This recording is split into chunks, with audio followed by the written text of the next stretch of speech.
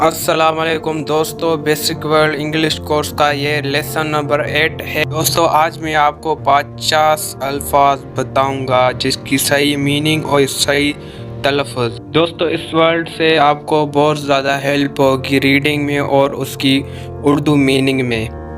لیم، لیم کہتے ہیں بھیڑ کے بچے کو۔ ڈم، ڈم اس میں بھی بی سائلنٹ ہے، بی کو نہیں پڑھنا۔ ڈم کا مطلب ہے گونگا، بہرا۔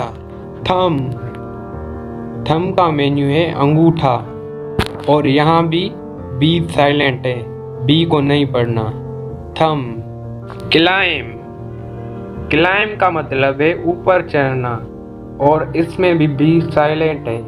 پارٹ، پارٹ، پارٹ کا مینیو ہے حصہ۔ بام، بام کا مینیو ہے بم۔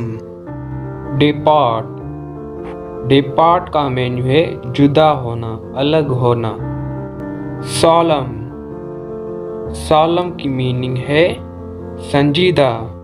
آٹم، آٹم، آٹم کہتے ہیں خزاں کو۔ باٹ، پاٹ، پاٹ کا مطلب ہے خریدا۔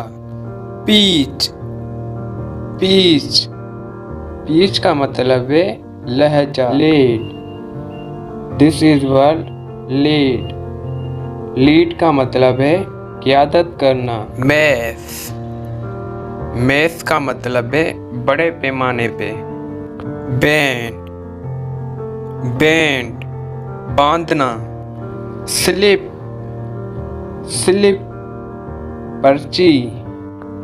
One, one جیتنا۔ روپ، روپ رسی۔ ڈریم، ڈریم خواب۔ امید کرتا ہوں یہ آپ کو ویڈیو اچھی لگی ہوگی، اور اس کو لائک کریں، کمنٹ کریں، سبسکرائب کریں، اور کمنٹ میں اپنا رائے بتائیں تاکہ اس پہ ہم ویڈیو بنا کر اسی چینل پر اپلوڈ کریں۔ دوستو اپنی انگلش بہتر بنانا چاہتے ہیں تو اس چینل سے جڑے رہیے، اور اپنے دوستوں کے ساتھ بھی شیئر کریں جن کی انگلش بہت زیادہ ویک ہے۔ Thank you for watching. اللہ حافظ۔